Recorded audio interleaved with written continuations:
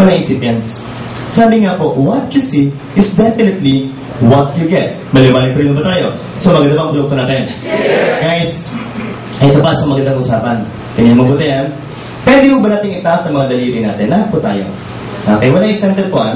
Now, may procedure po kung tawagin endoscopy. Ulitin po natin, tawag dito? Endoscopy. Sa dulo po ng endoscope, may camera. Saan po nakakabit yan? TV or monitor. Saan po pinapasok? Either you will go to insert it inside your mouth or inside your nose. Maliwanag po. But usually inside the mouth. Saan magtatapos yan? Stomach. Why? They have compared their product with the 3 leading multivitamins. And what have they proven, people? In a matter of 15 minutes, tunaw agad ang produkto natin. Pagkatunaw pasok na intestines, mas marami pong na-absorb na C24/7. But with the other products, people, ano nangyari po? Inabot po tayo 1 oras at kalahati 2 oras bago po natunaw. And don't why they need to explain. Guys, some of us inside this room may be suffering from dumping syndrome. Again, ulitin natin, tawag dito?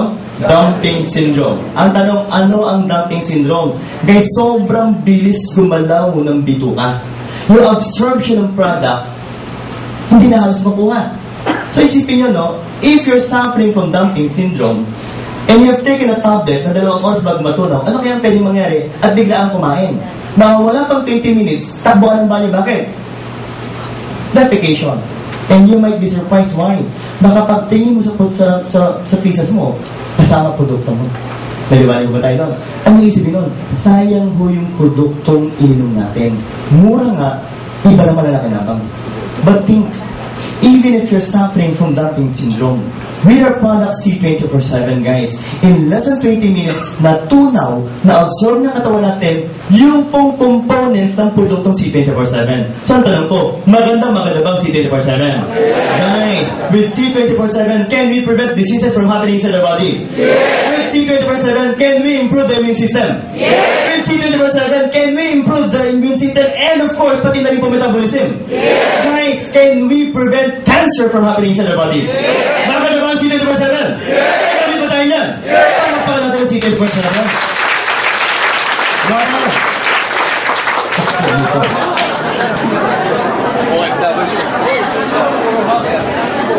Ang ito po nakikita ko, lahat kayo ang tingin ko sexy. Kita pala nito, katawan nyo na, ano po. Ito po. Tingnan to, nako, hindi na ho kasya si Lia, no? Wet pa lang ho yan, no? And also this one. Lalaban mo yan ng Miss Universe, okay? Pero kidding aside, people, simpleng tanong lang ho. Gusto nyo ba maging ganito ka-sexy ang katawan nyo? Hindi ko. Ang tawag dito, obese. Pwede po natin, ang tawag dito, obese. Okay. Kung maganda po, tingnan. Maganda ng tingnan. Pero no, kasi hindi maganda sa katawan. Maliwanag po tayo. Guys, we have a wonderful product. Okay? And the name of the product is Slim and Trim. People, sabi ko na ito, anong kagandahan ng meron sa Slim and Trim? Why the need to take the product is Slim and Trim? Okay. Hindi niyo mabuti, ha? With Slim and Trim, people, may mga components po yan. Okay? Slim and Trim. What will be the components, people? First, eto ha. Glucomannan extract that can be derived from konjac plants. Ano kagandahan po ng glucomannan extract? Ganito lang kasimple yan. It's in capsule preparation. As you take the capsule, be sure to follow it with 2 to 3 glasses of water. Yung glucomannan po pala, malakas humatak ng tubig. Okay? So pagpasok po ng sikmura, naging gel po kaagad. So ano nangyayari? There will be a sense of fullness. Siyempre kung busog ka, may gana ka pa kumain. Wala na. Tama ko tayo doon. So patiping appetite mo, nawawala na rin. Pero maganda po dito, hindi lang po konjac plant, hindi lang po glucomannan extract ang meron. Meron pa tayong tinatawag na Hoodia gordonii. It was derived from cactus, people. Okay? Nakikita pa yun usually po sa Africa po. Anong function po nito? Ang Hoodia gordonii po is from cactus. It is said to be containing steroidal glycoside, the P57 factor. Ano ba yung P57 factor? An appetite suppressant. It will try to inhibit a part of your brain responsible for your appetite. Maliwanag ko tayo doon. And if you're going to analyze, yung part po talaga ng utak natin na tinatawag pating center for appetite is your hypothalamus. Maliwanag ko tayo doon. So, ang ginagawa nitong ating produkto, ini-inhibit yung gana ho natin para kumain. People, Even if there are so many delicious foods on the dining table, I assure you, you will become picky and choosy on the type of food that you will eat. Maliwanag ko tayo doon. Pero simple pakiusap ko, please, you must eat a little. Maliwanag po tayo. Why? Kasi kung hindi ka kakain ng mangyayari sa iyo, manghihina ka ho. Maliwanag ko ba tayo doon? Siyempre, mas maganda. As you're taking the product, you're also trying to wash out your weight. Maliwanag ko tayo doon. At tingnan mo rin, dapat hindi ka manghihina, dapat functional ka pa rin po. Maliwanag ko ba tayo? Now, the major question is, people, paano natin gagamitin yan? Okay? Kung gusto kong pumaya, how will I make use of the product? Okay? It is based on your ideal body weight. Pag sinabing ideal body weight, ang pinag-uusapan po natin dito, height, weight. Maliwanag po tayo.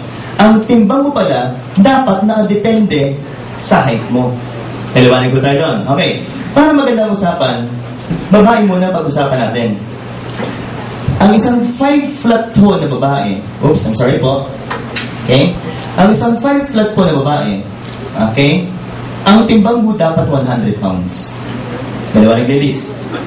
For every inch po ng kababaihan, magdadagdag po tayo ng 5 pounds. Are we clear? More than 10%, more than 15%, more than 20%. So, try to analyze. 100 pounds, 5 flat ka, may 10% kang palugit, so hanggang 110 pwede ka. Tama ho? If your weight will become 111 pounds, anong ibig sabihin nun? Overweight ka na. Maliwanag po tayo. And you must take the product 15 to 30 minutes before breakfast. Maliwanag po tayo. Para busog ka, konti kakainin mo. Ano daw? Paano mo yun? Okay? 116 pounds na ako. Umaga-gabi. And if and ever, lumagpas ka ng 20%, which we call as obesity po, you must take the product 3 times a day.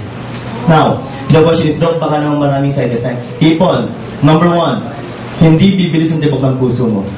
Why? No sympathetic effect. Ulitin po natin, no sympathetic effect.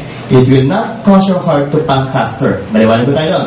Pangalawa, Doc, baka magka-ulcer ako. No fear, people. Why? No ulcerations. Bakit po? Busog lagi tayo. Doc, paano mangyayaring papayat ka kung busog ka? Tama ba tayo? Guys, kayo ba nakakain na ng Skyflakes? Yes. It contains 130 calories. Ito po, ang isang capsule po nito, na busog ka at wala ang ganang kumain, only contains approximately 2 calories. Konti kinain mo, busog ka, ano mangyari yun? Yung taba nyo ngayon, yung fats nyo ngayon, ang i-convert na katawan mo para maging energy. Maliwanag ba tayo doon? So, itong ibig sabihin, pati yung mga cholesterol natin, nababawasan din. Yes! So, if you're going to analyze people, maganda ba ang produkto natin Slim and Trim? Yes. Gagamit pa tayo niya, ladies. Yes, definitely. At wala ring LBM. Bakit? Phytonutrients. Hahatak siya ng mga mikrobyo. Hahatak siya ng toxin. Magandang bowel movements. Okay po tayo. Now, another product that we have. So, paputian ang usapan. Yes. Sabay-sabay tayo yung tawag dito. White light. Now, sabi nila, Doc, ang naman yung glutathione. Sang katerba na po ang glutathione sa market natin. But guys, ano daw po ba ang difference ng ating produkto? Ganito kasimple lang yan. When you talk about white light, guys, sabi mo ng mga dermatologists, dapat ang gagamitin natin, L-glutathione. What is the meaning of L? Reduced form, easily absorbed by the body. It has 2,500 milligrams. Sabi rin ng mga derma, pag gumagamit tayo ng gluta, dapat daw po may nakalagay na ascorbic acid. It contains 1,000 milligrams. Why? Pag ang glutathione pala walang ascorbic acid, it cannot be able to penetrate the membrane of the cells. At sa ating po, pinagsama na, at paano mo gagamitin? I-shake mo muna. Sublingual spray. Pero sublingual spray, ilalim ng dila. Tama ho. Let's try to analyze, guys. Pag masyadong mataas pong blood pressure ng mga parents natin, pag emergency po, mga 240 over 120 ang blood pressure, saan po nilalagay ang gamot? Why? It has so many blood vessels. Small blood vessels, which you call as capillaries. So what will happen? Spray the product 3 times a day. And do not swallow your saliva within 20 seconds to 1 minute. Maliwanag po tayo lang. Let it stay under your tongue. Ano mangyayari? Glutathione will be absorbed by the blood vessels. It will go inside the blood vessels. From there, it will travel and will go to different parts of the body, sa mga cells natin, especially your skin. And when you talk about the skin, people, ito yan eh, tingnan mo ba yan? We have the so-called melanocytes. Okay, ito. Melanocytes. Ulitin ko na tawag dito. Melanocytes. People, if you're going to analyze, ang function ng melanocytes is to produce melanin. Okay? Palitan natin kayo ng mga pictures para mas maganda usapan. Okay. Nasaan po yung mga melanin natin? If you're going to analyze, ayun, no? Nandun yung mga melanocytes. Nasa pinaka-base po ng first layer ng balat kung tawagin epidermis. A better picture, people, ayun yung mga melanocytes natin. Ito. Okay? What else? Ito pa. Yan yung magandang picture ng melanocytes. Okay? And guys, what will these melanocytes do? They will store and produce melanin. Maliwanag po tayo. Siyempre, ang kulay po nito, itim. Kaya kung anong kulay mo ngayon, that is because of your melanin. Anong gagawin po ng products natin? Well, ganito kasimple lang po yan. Glutathione, okay, with vitamin C, will penetrate your cells, these melanocytes, and will inhibit them from producing melanin.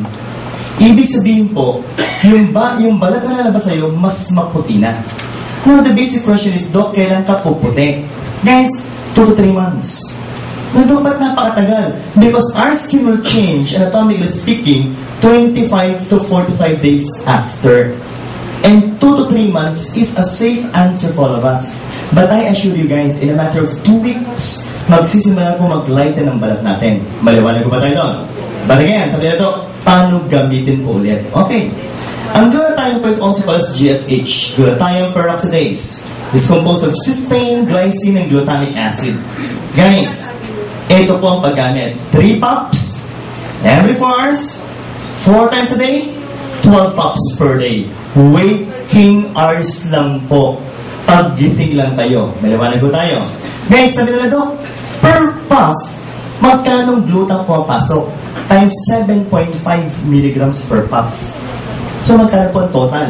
It will give you approximately 90 milligrams per day. Okay? Well, Doc, pwede bang dagdagan? Pwede 5 puffs every 4 hours. Maximum 150 milligrams per day. Now, sabi ng ibang uminom ng oral, Doc, hindi ba medyo mababa yata yung sa inyo? Kasi ang alam namin, pag oral gluta, dapat 10 to 20 milligrams per kilograms per day. So, kung 50 kilos ka, Doc, dapat ang requirement natin, 500 milligrams per day. Tama ba tayo doon? Okay? Baka taluhin tayo. Well, tatluhin ko po. Yung sa ating sublingual, what does it mean? Pag pinaf natin yan, hindi mo na dumadaan sa stomach.